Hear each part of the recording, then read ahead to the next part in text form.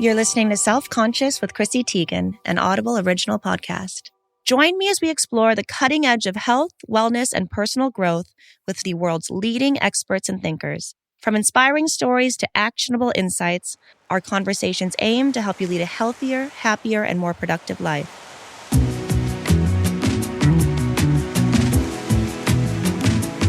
No regrets. It's one of those phrases that is everywhere these days, shorthand for a life lived boldly and without hesitation. Emblazoned on t-shirts and bumper stickers, tattooed on forearms, and written proudly in Instagram bios, it seems like solid advice. After all, regret is often seen as something toxic. It conjures up images of sleepless nights spent replaying past mistakes, of anxiety and second-guessing. Conventional wisdom says, let it go, don't look back, the past is in the past. But what if this mindset is actually what's toxic? And instead of pushing us forward, it's holding us back? My next guest, author Daniel Pink, invites us to reconsider these questions. In his best-selling The Power of Regret, How Looking Backward Moves Us Forward, Pink argues that regret isn't something to be avoided or buried, but rather a critical element of the human experience that, when properly understood, can propel us toward a richer, more purposeful life. Pink challenges the cultural narrative that regret is purely negative, showing us that it's actually a powerful motivator for change. By confronting our regrets head-on, we can learn valuable lessons, make better decisions, and ultimately lead lives that are more aligned with our true selves. In today's episode, we'll delve into the science of regret, discuss its psychological impact, and uncover practical strategies for transforming regret from a source of pain into a catalyst for growth. Daniel Pink, welcome to Self-Conscious.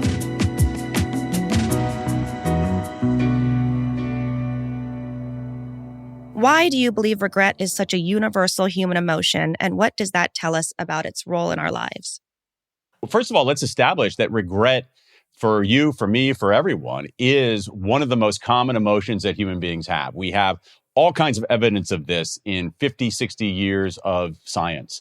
We have evidence showing that if you do things like record people's everyday conversations, one of the most common emotions they'll express in everyday conversation is regret. One of the most common negative emotions they'll express is regret. It is truly ubiquitous in the human experience. And your question, it makes a lot of sense because here's the thing. I don't regret. It makes me feel bad. So there's a puzzle here, right? It's like, why would something so unpleasant be so ubiquitous? And the answer is because it's useful if we treat it right. And the big problem is we haven't been treating it right. You challenged the no regrets philosophy. Can you explain why you believe this mindset can be harmful rather than empowering? And let me tell you, my age bracket, I don't know what it is, but people want to live in this time of, yeah, it happened, and no, I don't regret it. But I believe that if you don't regret it, you're not going to learn about it and learn from it. But I do feel like it's this empowering thing that people want to say to themselves now, just to not to have to go back and address it fully. I think that's exactly right. I hope that it's empowering. I fear that it's delusional. People sometimes will say, I don't have any regrets. Everything happens for a reason. And I understand why that is. I understand why they do that. But I think it's largely a performance. And I think it's a performance rooted in some bad guidance that we've gotten. Especially Americans, have been indoctrinated into this belief that the way to lead a good life is to be positive all the time, never be negative, to always look forward and never look back. And that's just not good advice. It's actually unscientific advice. The better advice is to be positive most of the time. But negative emotions are part of our life, and to look backwards sometimes, not all the time. And so the key here is not to, what we have to do is we have to come up with a third way. Some of us do what you're suggesting, Chrissy, which is you feel that spear of regret and you say, no, I have to be positive. No, I don't want to deal with this. No regrets. You plug your ears and imagine that your regret isn't happening. Others of us go too far the other way. We get captured by our regret. We wallow in our regret. We stew in our regret. That's a bad idea too. What we should be doing, what science tells us to do, is to think about our regrets, confront our regrets, look them in the eye, use them as information, use them as data. And when we do that, this negative emotion is actually a transformative emotion. Yeah, I guess you always layer it with, I can't change what happened. I can't change the past, but through what you're saying, you can at least help change the future a little bit. Bingo. You can look backward in order to help you move forward. That's exactly why regret can be an engine for progress. How does disclosing personal regrets to others impact our social connections and the way we are perceived by those around us? It's an interesting question, too. See, sometimes we fear that if we reveal our mistake or our regret or our vulnerability, people will think less of us. And we have a lot of evidence now that's completely wrong, that it actually, people think more of us. They admire our courage. They admire our candor. And so one of the important things in reckoning with individual regrets is disclosing them, talking about them, writing about them. What that does, that can offer a kind of unburdening. It also offers a way to make sense of regrets. One of the things about negative emotions in general and regret in particular is that it's blobby, it's amorphous, it's a cloud over you. And when we write about those things or talk about those things, we convert that amorphous blob into something more concrete, words. And those words are less menacing. So disclosure is also a way to defang that regret. And it's an important step in both making sense of it and drawing lessons from it. Yeah, I guess the hardest part for most people is having to go back and live in that time again. What are the potential risks of bottling up regret, and how can expressing these emotions lead to better mental and emotional health? I think that there are a couple of dangers in bottling it up. One danger would be that you can't do it for too long. And eventually the bottle explodes. And now you're drowning in a sea of regret. That is, you're wallowing in it. So not reckoning with it, bottling it up will, over time, push people into stewing in their regrets, wallowing in their regrets. So that's one downside. The second downside is that you're leaving progress and improvement and well-being on the table. That if you bottle it up and don't acknowledge it, you're going to sacrifice the ability to learn more, to solve problems better, to think more clearly, to find more meaning in your life. That this negative emotion is a source of positive progress. And here's the thing, it's like the conundrum about this regret. When we look to the past, there are two different ways that we can look to the past. This is what's called counterfactual thinking, where our brains are incredible. Go in a time machine, go into the past, and imagine the past, and put ourselves back in that past, and then actually get back in our time machine and come back to the present and imagine how the present would be different if we had acted differently in the past. All right? So there are two different kinds of counterfactual thinkings. One is what's called a downward counterfactual. A downward counterfactual is when you imagine that things could have turned out worse. So what we have in some of the regrets I've collected are people who say, it's usually women actually, I regret marrying that idiot, but at least I have these two great kids. All right. I hear that often. You imagine how things could have been worse and you feel better. And upward counterfactual is how you imagine how things could have been better. If only I had studied art history like I really wanted to, rather than accounting, I would be happier and perhaps better off in my life. Downward counterfactuals, saying at least, that makes us feel better. And it's okay to feel better. At least I'm alive. Upward counterfactual, the regret, if only. Those make us feel worse, but they help us do better. And here's the conundrum. Everybody wants the do better part, but it comes packaged with the feel worse part. It's a combo platter here. It's surf and turf. It's fries in a sandwich. You got to get them both. The only way to move forward is to actually contend with that negative feeling. And that's where we've run aground. We think that negative emotions are a problem always, that negative emotions are a sign there's something wrong with us, that everybody else is positive, but we're the only ones who are negative, and that's a mistake. What we should be doing is looking the devil in the eye when those negative emotions, saying, I'm not freaked out by you. You're just a knock at the door. You're a piece of information. Your data, let me think about it and use you to make better decisions in the future. We just spoke to somebody about discomfort and how we need to live in being uncomfortable and being okay being uncomfortable, because now we're in this world where all of us are so used to taking the easy way out, or knowing that we just aren't, or just literally not being cave people anymore. And now everything comes so easy to us, and also mentally living in the discomfort and living in the uncomfortable. So it's very similar to that, I guess. There are some things we can do there's some interesting research on this very topic of discomfort that has been really useful to me, which is essentially a reframing exercise. When you feel discomfort, and we tend to shy away from that. Oh my God, this is uncomfortable. It's a discomfort. I got to run away from it. Is that when you feel that emotion of discomfort, you reframe it and say, this is not discomfort. This is learning. This is what it feels like when I learn. And that kind of reframing can be very helpful in dealing with discomfort. But again, the broader thing here is that Americans have been sold a bill of goods. We shouldn't be positive all the time because we're going to have negative moments in our life. What we shouldn't do is learn how to deal with those negative emotions and enlist them to do better in the future. I love that you're a believer in toxic positivity. You know, I want everybody to have more positive emotions than negative emotions. But here's the thing. I don't want to have only positive emotions. Think about it. Think about if we had only positive emotions. Think about it. Okay, think about an emotion like fear. That's a negative emotion. It makes us feel bad. Imagine someone offered me the ability to eliminate fear from my brain. Would I want to do that? Hell no. Because if this house that I'm sitting in is on fire, I want to be scared because that's going to get me out the door, right? Negative emotions can be useful. Think about something like grief. Grief is a horrible emotion. It's a horrible emotion. But why do we grieve? We grieve because we love. And what we need to be doing is having a portfolio of emotions that are mostly positive, but some negative emotions in there because negative emotions help us live a better life. Yeah, I guess they always say you should have a healthy amount of fear. We can have a healthy amount of regret. Exactly. How does our understanding of regret change as we grow older? So I did some surveys on this and looking at differences in regret based on race, based on gender identity, based on a whole bunch of other things. And what I found were not that many differences based on those demographics. However, you identify the one where there is a big difference, and that is age. There is a big age difference in regret, and here's what it is. And I think it's a huge lesson here, Chrissy. If you look at the architecture of regret, there are essentially two broad categories of regret. One are action regrets. I regret something I did. Another one are inaction regrets. I regret something I didn't do.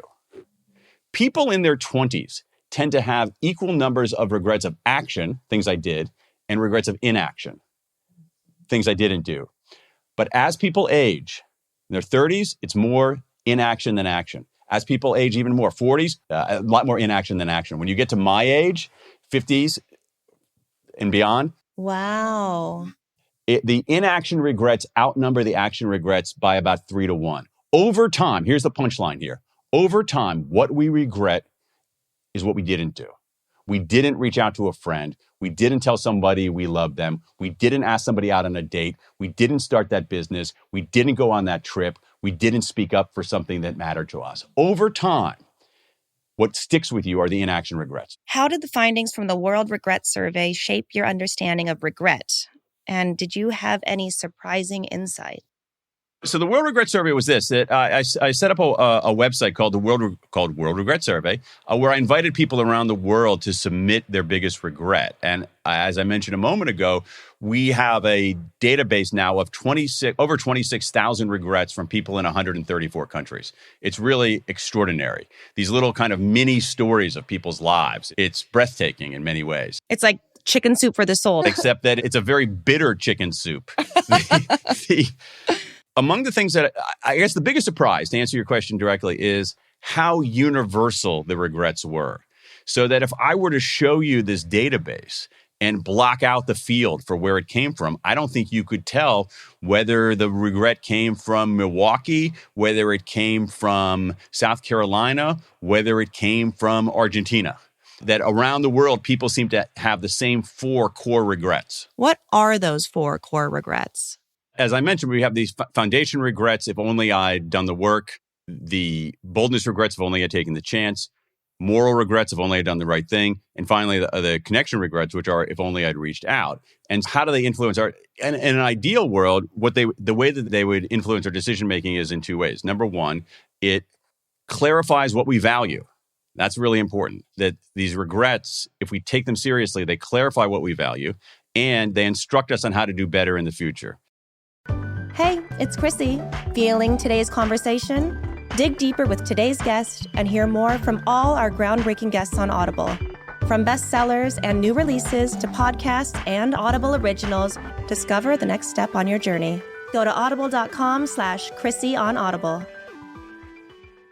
What strategies can individuals use to reframe their regrets in a way that promotes personal growth rather than self-criticism? Yeah, well, I think of the way of reckoning with regret in sort of three stages: inward, outward, forward. Inward is treat yourself with kindness rather than contempt. Treat yourself with self-compassion. Outward is to talk about it, even privately. Write about it, even privately. There's evidence that writing about our regrets for 15 minutes a day for 3 consecutive days is helpful for us. It's because writing helps us unburden ourselves. Talking helps us unburden ourselves. It also helps us make sense of it. And then the final one is you got to take a step back and draw a lesson from it. You have to be explicit. You have to ask yourself, what did I learn from this? And what am I going to do about it? And in some ways, we're not very good at doing that for ourselves. One of my favorite strategies for doing that is to ask yourself, if you're stuck on what to do, it's the best way to give advice to people. It's the best, most effective, easiest way to give advice to people. If someone comes to you for advice, they say, oh man, I don't know what to do. Say, what would you tell your best friend to do? And inevitably they know, oh my God, I tell my best friend to do it. And I'm like, all right, that's the answer right there. All right. It's called, as I said before, it's called self-distancing. And so when we take a step back, when we treat our own problems as if we're seeing it from afar, we tend to be very good problem solvers. How does regret make us more empathetic and compassionate in everyday life? It begins with it helps us teach us to become more compassionate to ourselves. And it also, when we're more compassionate toward ourselves, we're more empathetic and compassionate toward other people. And one of the things if somebody comes to you with a regret, I think that most of us naturally will deal with it empathetically. And I do think there can be something when we start talking about our regrets in a normal, honest way, okay? Not a weepy, self-flagellating way, but in just a normal, direct way. We have this kind of cascade of compassion, this kind of wave of empathy. If more of us start treating ourselves and others with compassion, then other people will start treating other people with more empathy and compassion. And then we have this kind of cascade of good feeling. But if we are more in touch with our own feelings, we're going to be better able to understand other people's feelings. Walk me through some effective strategies for really analyzing our regrets and using them to inform future decisions. Again, what you want to do is go through this relatively simple process where you feel the regret. You don't freak out by it. Think about a regret as a knock at the door. You can have different response to a knock at the door. You could put your fingers in your ears and say, I don't hear anything. Bad idea. You could dive under the couch because you're nervous. That's a bad idea too. That's it. Okay, that's me. What you should be doing is opening the door saying, oh, hey, what do you want? Looking at it in the eye. So what we should be doing is confronting our regrets. I keep coming back to this idea of self-compassion. Treat yourself with compassion rather than contempt. Treat yourself with kindness. Treat yourself with kindness. That is not a cop-out. That is not a sign of weakness. It's actually a strength. It's a more effective strategy. Show a little vulnerability because vulnerability will help you make sense of your regret, and it actually signals to other people what kind of person you are, and people think more highly of you. And then do some of the self-distancing things that we've talked about, which is think about that regret, draw a lesson from it, take a step back and say, what did this teach me? And what am I going to do about it? And when we do these kinds of things, we have all this evidence out there that people who confront their regrets rather than shy away from them are better negotiators. They're clearer thinkers. They make fewer thinking mistakes. They're better problem solvers. They're better strategists. They find more meaning in life. That, again, what we have in our brains, as we've been talking about, in our gut, in our soul, is this emotion that is on its face menacing. But if we're willing to look that devil in the eye, it's a transformative emotion.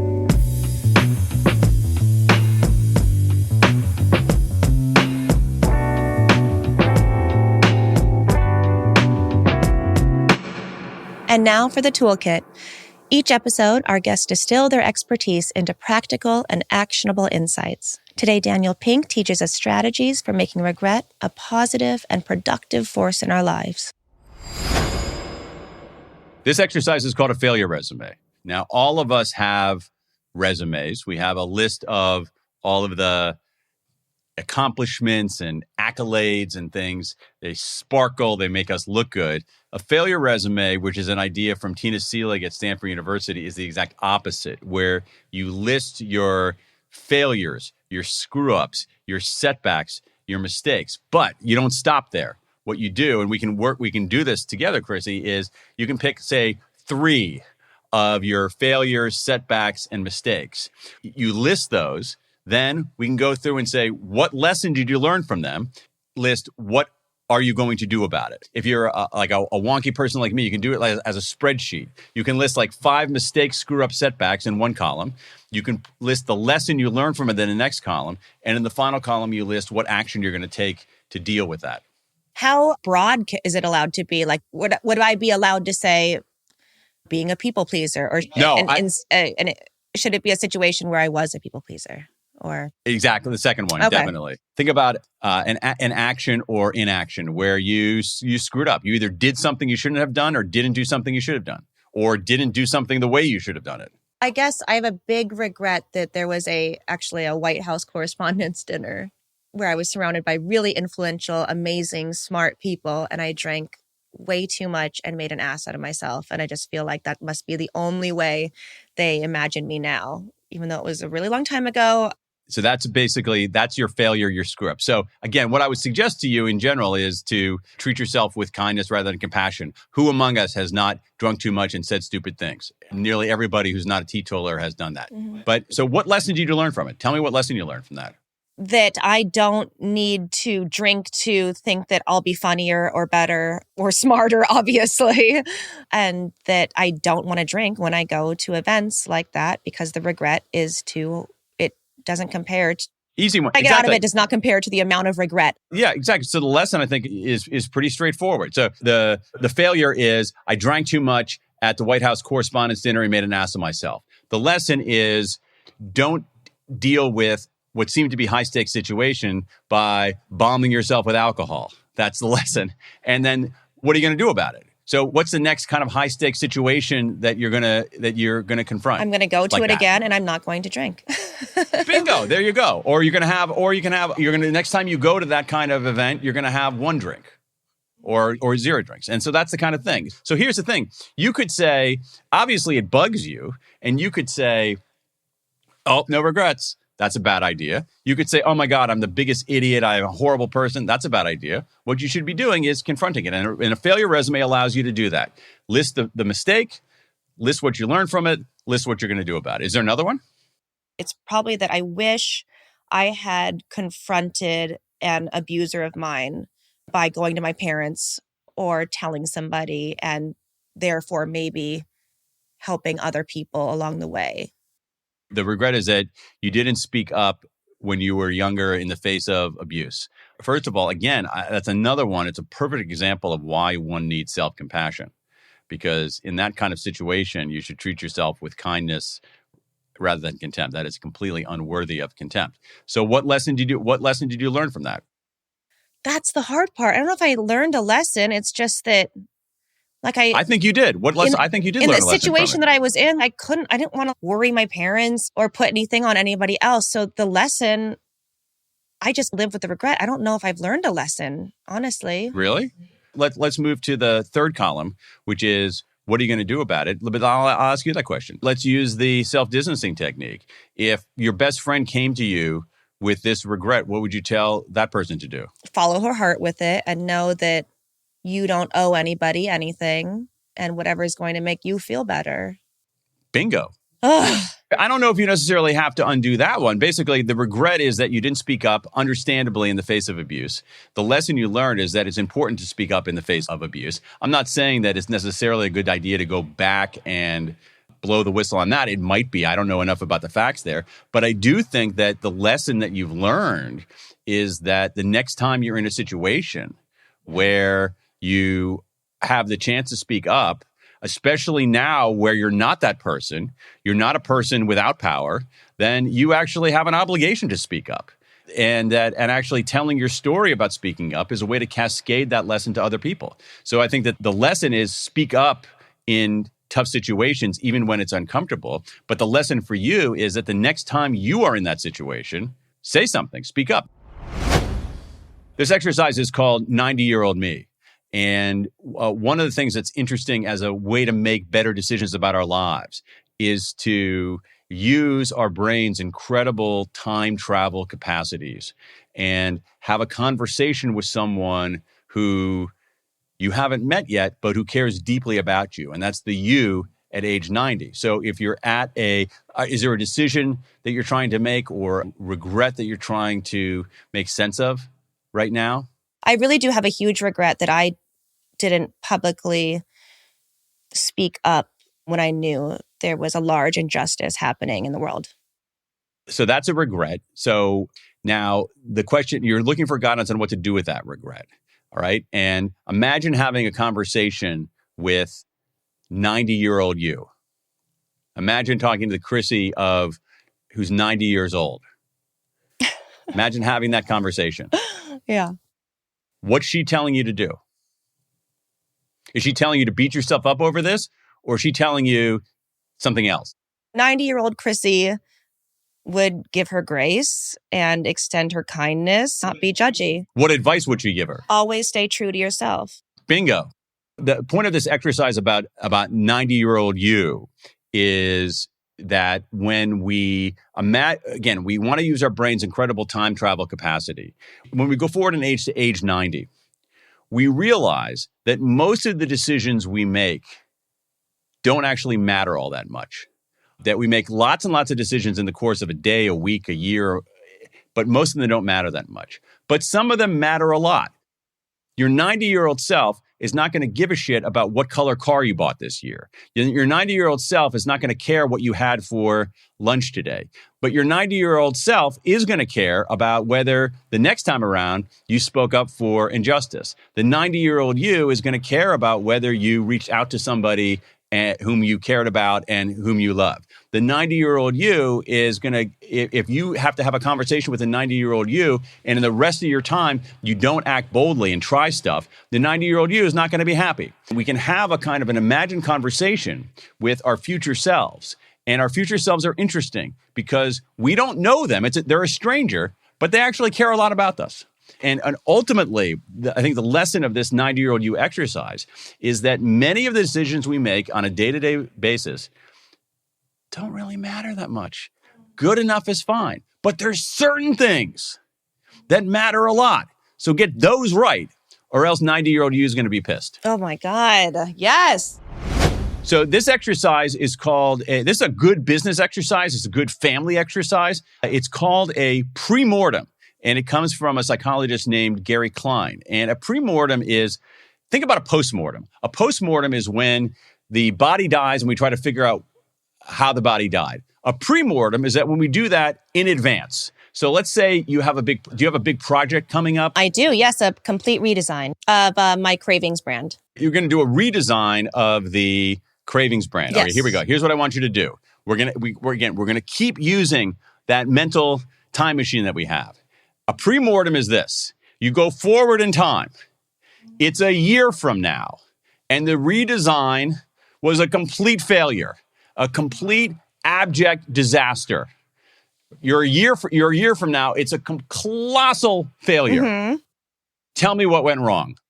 We went too outside the box. We tried to be too cool. We tried to be everything to everybody. We picked the wrong color palette.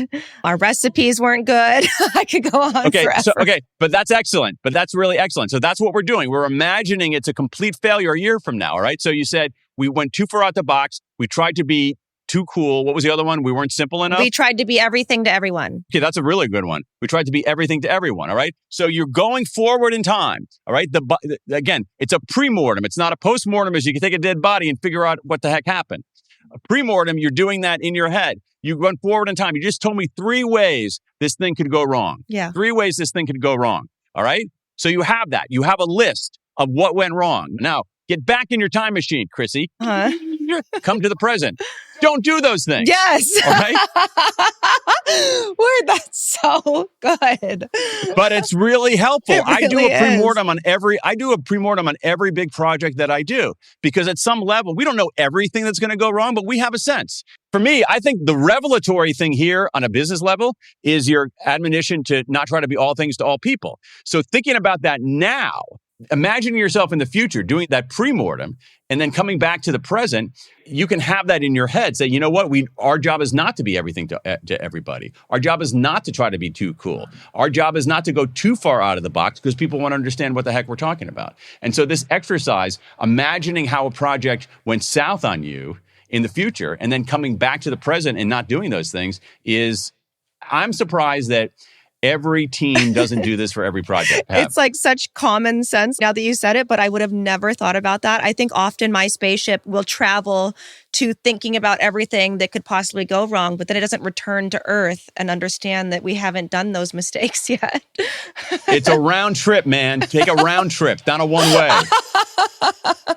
That's so good. Round trip. Okay. Oh my God. Really, I think one of the best pieces of business advice I've ever heard in my whole life. That's amazing.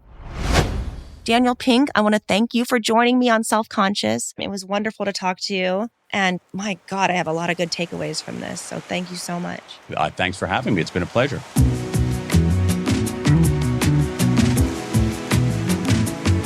Daniel Pink's The Power of Regret is available on Audible. Until then, tune in, turn on, and feel better. This is Chrissy Teigen, and you've been listening to Self-Conscious, an Audible original podcast. This has been an Audible original, produced by Audible and Huntley Productions, hosted by Chrissy Teigen, executive producer for Huntley Productions, Chrissy Teigen, executive producer for Audible, Stacey Creamer, recorded and engineered by Alex Sky, mixed and mastered by Jeremiah Zimmerman, edited by Lisa Orkin. Head of Creative Development at Audible, Kate Navin. Chief Content Officer, Rachel Giazza. Copyright 2024 by Audible Originals, LLC. Sound recording copyright 2024 by Audible Originals, LLC.